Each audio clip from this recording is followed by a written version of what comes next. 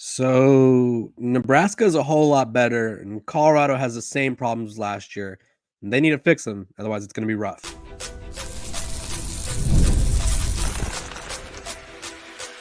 You are Locked On Buffs, your daily podcast on the Colorado Buffaloes, part of the Locked On Podcast Network, your team every day. Welcome to Locked On Buffs. I am your host, Kevin Borba. Today's episode of Locked On Buffs, our live recap, is brought to you by 5-Hour Energy. Go to 5hourenergy.com and use promo code LOCKEDONCFB to receive 20% off your order. We are also brought to you by the Locked On Podcast Network. It's your team every day for free and available wherever you get your podcast. Let's dive right into it. Colorado hits the road, travels to Nebraska yesterday, and it's a beatdown right away, right? And I think it was just a classic showing of last year's team where everything that could go wrong did go wrong. And there was a few things that stood out to me as issues that they had last year that kind of reoccurred.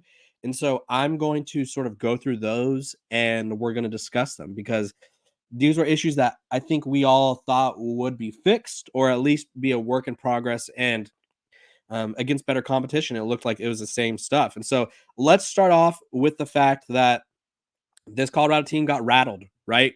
Hostile environment. Nebraska has 90,000 strong or however many people were there. And Colorado just wasn't able to bounce back from anything. I look at the first quarter specifically. So this is how it went down for Colorado. First drive, punt. Nebraska gets the ball. They score a touchdown right away. Like it was like without question or without any sort of pushback, they scored a touchdown right away. And if you're Colorado, you can't have that, right? We can't 3 and outs. And it was incomplete, sacked, right? No use of the run game at all. Nothing. It was just we're gonna air it out and we're going to sort of and they're going to try to establish their will on this Colorado team, right? We want to throw the ball, so we're going to throw the ball. Well, didn't work. So then Nebraska goes down the field, scores, touchdown, 4 and outs again. And Colorado, realistically, this is exactly what we saw last year. Same problem, number one. The run game is absolutely useless. And until they figure out a way to make it useful, I don't know how good this team could be, right? You don't need to have a prolific run game to win games in college football. We've seen the Mike Leach air raid teams. We've seen teams that have running backs by committee, right? But at the end of the day, all of these programs, specifically in the Big 12, they know the air raid, right? You will not, because Colorado is essentially an air raid offense right now. Like there is no run, there's no threat of play action because no one has to worry about it because they could stop the run. The running attack is just not working for Colorado. So none of these Big 12 teams are going to be scared of Colorado wanting to air it out all the time. They're going to welcome it because they've all been used to programs like Texas Tech. They've all been used to programs like whoever else, like Oklahoma or what. Oklahoma's obviously had some good running backs in their day, but the Big 12 is sort of the pioneer of the air raid. Well, at least Mike Leach is the pioneer of the air raid, right? May he rest in peace. They know good and well how to stop it. We've seen teams that are as good go up against teams who want to throw the ball a lot. And because they drop so many guys back or because they give them so many different looks, they are able to sort of limit being attacked in the passing attack. And so the run game, useless, right? They finished the game 16 yards, 0.70 yards per carry. Now, a lot of this was because Shedeur Sanders was sacked 5 times, which leads me to my other problem. But Dallin Hayden led the team with carries with 5 for 32, 6.4 yards per carry. Isaiah Augusta, two carries, 6 yards. Charlie Offerdahl, 4 carries, 4 yards. That is not going to get it done, right? You cannot. They need to figure out a way to get the running backs involved, whether it's Draylon Miller in that Deebo Samuel type role, whether it's just sticking to the run. They talked about it after the game, and they said, Shedeur said, we're not going to run the ball basically because throwing gives us our best chance, which he's not wrong. But when you're literally playing into what Nebraska wanted you to do. And so I'm looking at these run blocking grades. Tyler Brown had the best run blocking grade, for the offense line, 67.9. Hank right behind him, 62.5. Khalil, 62.1. Jordan Seaton, 61.3. Same with Justin Mares. And then that's it. Like the tight end position for Colorado, useless. Same thing with the run game. Sam Hart, they used him on one run blocking play. Savell Smalls, 1 or 6 run blocking plays, and he had the worst pass or the worst grade of them all. So you're telling me that Colorado's going to be winning a bunch of games when they can't run the ball, which eliminates pretty much half their playbook because everyone knows they're not going to run the ball. Play action is useless because it doesn't really do anything. And there's no tight end to help out in blocking, right? This was the same issue they had last year with Michael Harrison, who's now at San Diego State. They did not have a true tight end that was capable of blocking, that was capable of contributing in the passing attack and sort of in the run game. And they still don't this year. So they don't have a good run game, and their offensive line's an issue. Let's talk about it. Shedeur Sanders, which I honestly thought they were going to be better than last year. I thought they were. They gave up 6 total sacks, 5 of which were on Shedeur. I tweeted this over on the Locked On Buffs Twitter page, or X page, if you will. And I went through all the PFF grades, and it's bad, right? Khalil Benson had the best pass blocking grade of a 69.3. Justin Mares had a 66.5. Jordan Seaton, 51.9. Hank Zelinkas, 47. Tyler Brown, 34.4. They were just absolutely getting decimated in the pass blocking game. They gave up, according to PFF, 24 pressures. They gave up, like I said, 5 sacks. Khalil Benson gave up 1. Dallin Hayden gave up 1. Jordan Seaton gave up 2. Hayden gave up 1. All around bad, right? Like you can't win games if your offensive line can't hold up. Can't give Shedeur Sanders time. He was taking a lot of hits. It literally, if you would have showed me this game in 5 years from now, and you were to ask me like, hey, what year was this from? Deion Sanders' first year or the second year? I wouldn't be able to tell you because they were under pressure so much, the quarterbacks were, that it was so reminiscent of last year. This offensive line, when Coach Prime called their protection a problem, right? He said, it is a problem. We have to figure out how to protect the quarterbacks. And so it's one of those things where if you can't protect, you will not win games. And the Big 12 is physical.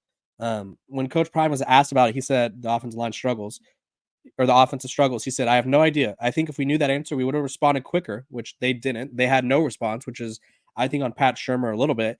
It seemed like we just never got it going until it was too late. Protection was a problem. I'm trying to be polite and saying it because I could say the same thing you're thinking, but if I say it, you'll say I'm throwing my guys under the bus. I'm not doing that whatsoever. Protection was a problem. We have to figure out a way to prevent that and do a better job with that. He said on the offensive line, first game, I think they did a good job of protecting, but this game we didn't. We hadn't run the ball like we wanted to consistently, which how could you? You don't ever commit to the run. You run the ball like 2 or 3 times, and then you're like, okay, we tried. You have to commit to the run. You have to show that it's at least a threat. And realistically, Dallin Hayden needs to be the top running back. Give him the ball as much as possible. Let him figure it out. Charlie Offerdahl, I think they're not using him properly. I'm not saying that Charlie Offerdahl shouldn't be in the offense, but I don't think they're using him properly. They're kind of setting him up for failure, and it's just not working. So, Coach Prime said, but very rarely do you have a great running offense and a great passing offense. Rarely you have that. One is going to have to be the lesser of the two. We have to figure out a way to have some type of running game because we have backs who could flat out do it. We really do. I like what I saw out of those guys as well. And I don't know how we are still stumbling upon these problems because it's like you are, Pat Shurmur specifically, are supposed to figure out a way to navigate these problems. And we haven't navigated any problems for Colorado. We still are looking at this team and it's like, okay, this is the same issue. These are the same stuff. Like he addressed the lack of rushing attempts in the first half, and he said it was the flow of the game. There was no flow of the game. Like Pat Shurmur, as the play caller, needs to figure out a way to make there more flow of a game because through Colorado's 4 first possessions, they combined for 7 plays. Nebraska had 7 plays on their very first touchdown drive, right? Nebraska, even though they missed a field goal, went down the field and in 9 plays. Like the Nebraska offense was much more physical than Colorado's defensive line, pushed them off the blocks or off the line easily. I'll bring up the pass rush grades because they were atrocious. BJ Green was the only player in the 70s who had, or just in general, he had a 75 exactly. Arden Walker 66, Samuel Okunalola 64, Chidozie 63, Amari McNeil 60. And these were the other starters. These are pass rushing grades for starters. Dayon Hayes 57.7. Nikai Hill Green 54.7. Shane Cokes 52.9. Levante Bentley 48. And then obviously let's go look at the run defense because that was not great. If you look at what Nebraska did, and this was a problem that Colorado had last year, they ran the ball effectively on them. They ran the ball. They picked and chose their moments when they ran the ball. Obviously, it wasn't lucrative, but 149 yards, 2 touchdowns. And so it's like if you're Colorado, right? How are you supposed to disrupt the game if you can't stop the run? And then Dylan Raiola, like I said he would, he picked apart the defense when it was their weakness. Like he picked and chose his spots. And so this Colorado sort of defense is all over the place. Now, what I did like from the defense was their second half adjustments. They gave up 0 points in the second half, but it was so evident in the first half that they were kind of caught off guard that it was too late. It was too little too late. The offense wasn't able to respond. And we talked about their inability to respond to adversity last year. And same problem. So these are the problems that Colorado showed us yesterday that they had last year.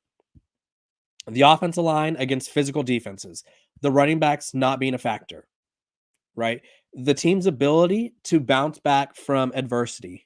Colorado went down 14-0 in the first quarter, and it never really mattered because they went down 28-0 in the first half, and then they didn't score until the third quarter. And the kicking game yesterday, disaster. 2 missed field goals would have made it 6-14, I believe, or it would have been 6-28. Not great. I didn't love the play calling from Shermer, but these problems are all things that they were supposed to fix, and they didn't. So Colorado's defense has a lot of soul searching to do when it comes to first half, like initial sort of film study or whatever. Like the adjustments are fine, but when you're down 28-0, it's like we would have liked to see some of these adjustments early in the game, which is easier said than done. The offense, it's one-dimensional again, and when that one dimension's taken away, it's ugly. It gets very ugly for Colorado when they can't throw the ball at will. And this game was just a overall sort of, it was a poop show, to say the least. When we come back, we're going to be talking about my biggest takeaways from the game and just what I think Colorado. I think there's some soul searching to be done. I really do. I don't think that there is a lot of positive moments from this game, but we're going to talk about my biggest takeaways when we come back. This episode of Locked On Buffs is brought to you by 5 Hour Energy. 5 Hour Energy, it does what we all need to do, which is it ends tired fast. It fixes tired fast. Whether you have a long list to do for work or a list of DIY projects to tackle at home, take 5 Hour Energy shot so you could check off everything on your list. With 0 sugar and a convenient portable size, it's a perfect pick-me-up for getting stuff done. 5 Hour Energy is the brand hardworking people like you have trusted for over 20 years to give them the alert, energized feeling that they need to get through a busy, hectic day. So go to 5hourenergy.com. That's the number 5, hourenergy.com, and get some 5 Hour Energy product today. You could use my promo code LOCKEDONCFB to receive 20% off your order. The offer is valid through September 30th on one order and cannot be used with other promotions. This code is not good on subscription orders. Go to 5hourenergy.com today.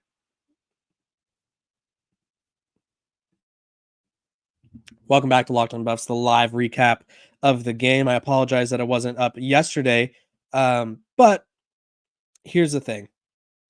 I was concerned about this Colorado team confidence, right? And it's one of those things where I think we all, as a collective group, right, we overhyped them last year, and we didn't want to make that same mistake, right? But we didn't look into the signs enough. And I think there were signs against the North Dakota State team last year where secondary got picked apart. Or last week, excuse me. Secondary got picked apart. And they didn't. It was weird because every time I talked to someone about North Dakota State, right, it was like, oh, their quarterback's he's not gonna kill you. He's just gonna take the open passes, right? Well, he killed Colorado by doing that. That was one thing. So you look at Dylan Raiola, and I knew that he'd be a better quarterback than Jeff Sims last year. I think the average person probably could have given people or given them more than Jeff Sims did last year. But Dylan Raiola, he picked Colorado apart. Like, listen, we talked about where Colorado gets hurt the most. It's between the numbers. According to PFF, Dylan Raiola was 1 of 1, 3 of 5, so that's 4 of 6, 8 of 10, and then 20 of 22. So he was 20 of 22 between the numbers, right? And he did what Colorado did not want him to do, which was get comfortable. He looked extremely comfortable. Colorado wasn't really getting much pressure on him. Didn't have a sack. And so he finished the game 23 of 30 for 1 touchdown and 185 yards. He didn't light it up, but Colorado wasn't able to make him uncomfortable. Like, this was a test for Colorado's pass rushers, who Coach Prime has criticized often in those well-off media videos, where it's like, you guys go so crazy in the one-on-ones, but as soon as it comes to 5-on-5 or full, like the offense, 11-on-11s, you guys don't do anything. And that's exactly what happened. So I think by allowing Cam Miller last week to sort of pick them apart through the air, by not getting pressure on him, we should have at least had an inch or an idea, not an inch, an idea that this team's going to struggle with getting to the quarterback, because right now they have shown no ability to do so. And until they do, quarterbacks in the Big 12, regardless of how good they are, it doesn't matter if you're an All-American quarterback or some dude who's sort of, how do I say this? Like, it doesn't matter if you're the best quarterback in the country, if you're just a guy who's trying your best and you trying to fight for that starting job. If you are unable to pressure the quarterback, everyone will be able to capitalize. Like, in total, Colorado had 8 pressures.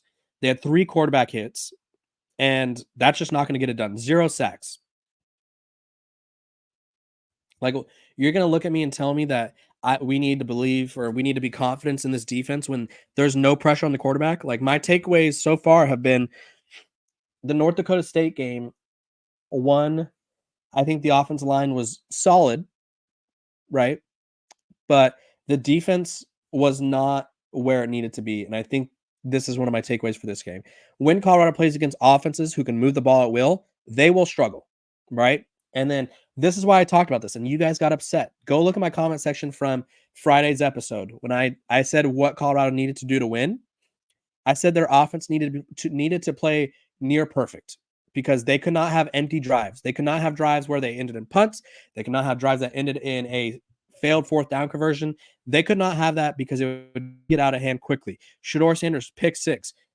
That throw was ill-advised. Across the field, tight coverage, and we're just throwing it. Not a great throw. And it's not all on Shedeur. They didn't get enough from him. They didn't get enough from anyone. And I talked about how this offense needed to be near perfect, because Nebraska's defense is better. It's really good. And Dylan Raiola is the difference maker. Jeff Sims was terrible last year, right? They have a quarterback now who can move the ball.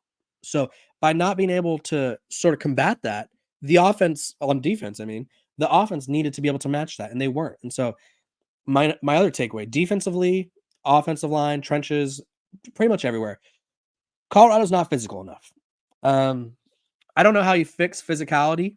I don't, because I'm not in the room where it happened. I'm not, like, I can't say, oh, like, this is going to work out. This is going to be like something that we learn along the way. Like, I think you are either a physical team or you're not. And right now, and I won't say it's impossible to become one, but Colorado's not a physical team.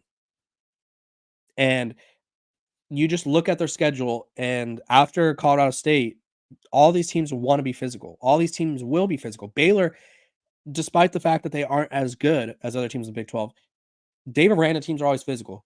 UCF, they want to get physical. Like, they have one of the most physical, imposing quarterbacks in college football, a physical running back.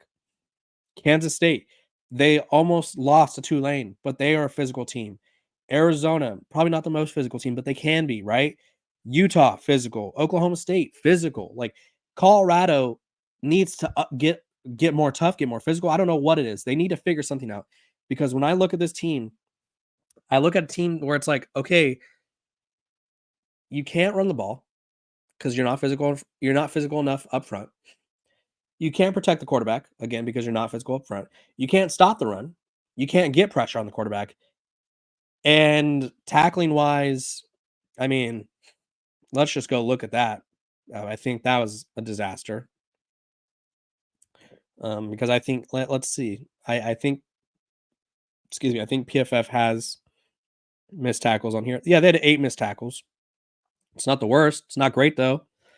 Um, like if you are unable to sort of go toe to toe with teams that want to get teams that want to punch you in the mouth, good luck, Charlie. This is gonna be a tough season for Colorado if they're unable to figure that out. Like I genuinely don't understand how things are sort of the same thing when it's like we brought in all these new people. And so what does that tell me? It's on the coaching, right?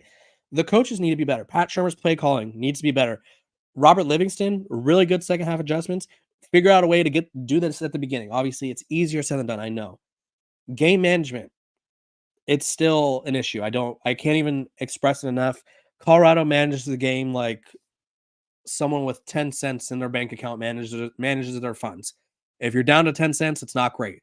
The way that Colorado manages the game, not great. And so I don't really it's just something that they're going to have to continue to work on. And I don't know if it's fixable. Like all of this stuff are problems that they were supposed to have fixed with this new talent, right? And this new talent so far, mixed bag. We'll see how they do against Colorado State. I think what this Nebraska game tells us, because I said this would be a good litmus test, it tells us that, because I imagine Nebraska is probably going to go into that Ohio State game in a few weeks 7-0.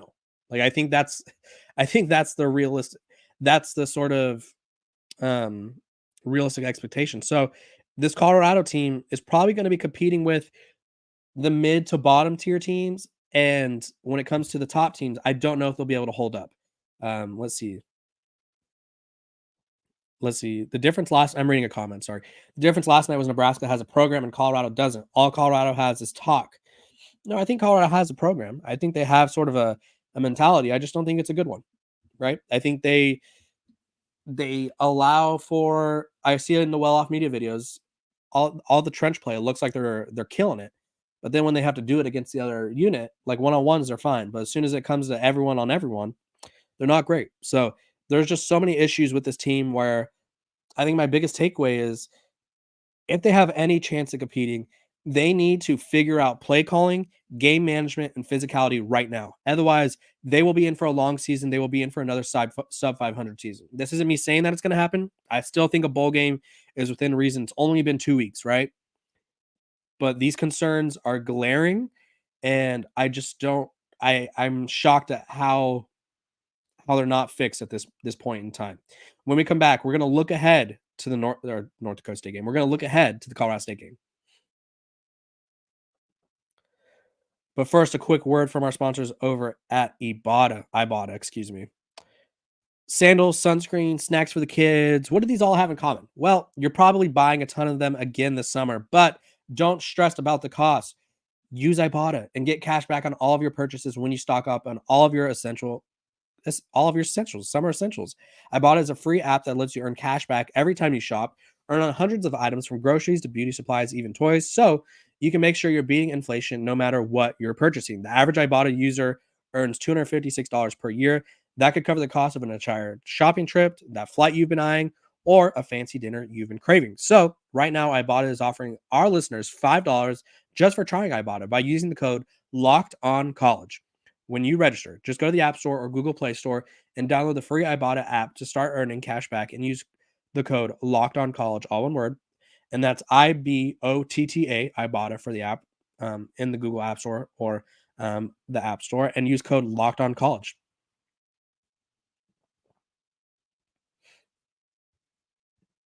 Welcome back to Locked On Buffs. Appreciate you guys for tuning in, making me your first listen of the day. We are free and available wherever we get your podcast. I appreciate you guys for tuning in on this Sunday. Sorry I didn't have that episode up last night.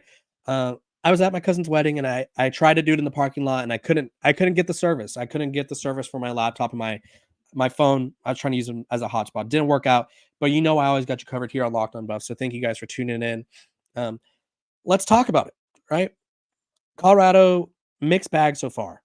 They escape an FCS team by 5 points. And there were moments in the game where it could have been a double-digit win, right? But the defense gave up a late touchdown, red zone pick interception, and mixed bag, right? But it was like, okay, North Dakota State's a scary team. It's week 1. Don't hold too much against Colorado, which is fair. I said the same thing. I still stand by that.